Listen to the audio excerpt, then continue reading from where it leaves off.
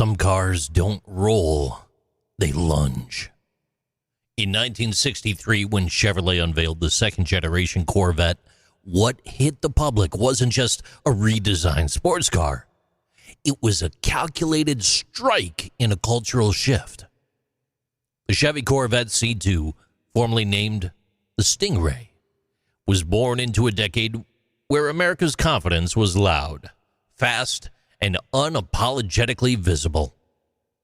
With Cold War tensions, space race milestones, and suburban prosperity converging, the country wasn't just building rockets. It was building reputations.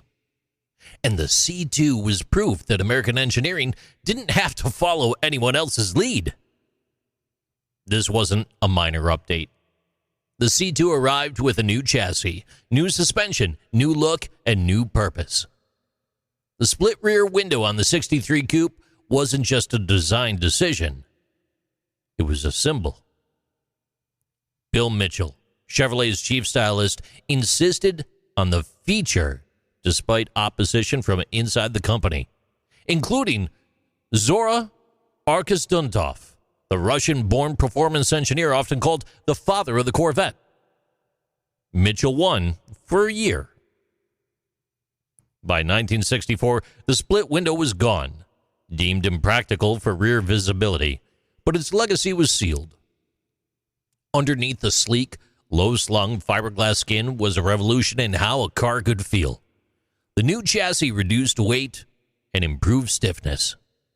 The introduction of fully independent rear suspension, a rare and advanced feature at the time, transformed handling.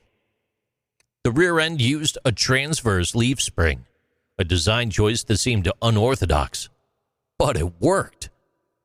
The result was a car that didn't just go fast in a straight line. It danced through corners with the finesse of its European rivals.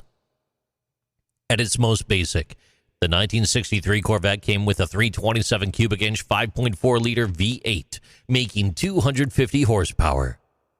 But Chevrolet offered multiple upgrades: hydraulic lifters, solid lifters, high-lift cams, and for those willing to spend more, Rochester fuel injection that boosted output to 360 horsepower. These engines pushed the C2 to 60 miles per hour in as little as 5.6 seconds, and through the quarter mile in under 15, all while wearing American steel and proudly stamped with crossed flags on the hood. Yet speed wasn't the only thing the C2 altered. It shifted how Americans thought about sport. Up until then, performance cars had been the territory of Italian artisans and British purists.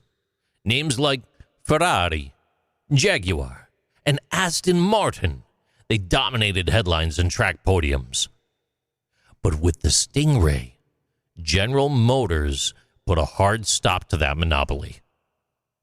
In 1960, a first-generation Corvette had surprised the world by placing first in class at the 24 Hours of Le Mans. By the mid-1960s, the C2 had built on that promise.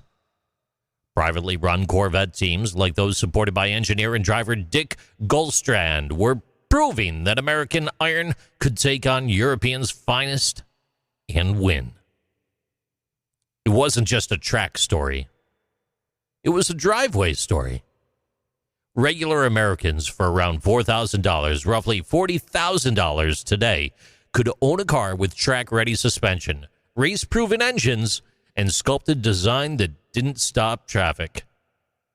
It made it come to a screeching halt. That democratization of speed mattered.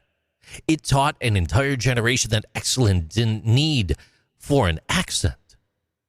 You could get it right here at home. In total, just over 117,000 Corvette C2s were made between 1963 and 1967. The rarest of them, the L88, a factory racing setup with forged internals and a massive Harley carburetor, and an underrated 430 horsepower engine. It was so aggressive that Chevrolet discouraged street use. Only 20 L88s were built in '67. Today, they sell for over $3 million at auction.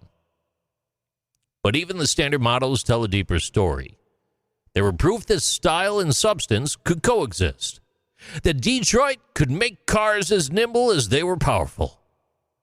The American dreams didn't need to mimic anyone else. They could burn their own rubber at home and abroad. The Corvette C2 didn't just change a car line. It helped reset the arc of American confidence. At 15 feet, 4.6 meters long, and barely 50 inches or 1.27 meters tall, the Stingray crouched like it knew what it was doing. And it did. It made the mid-60s roar. These are Interesting Things with JC.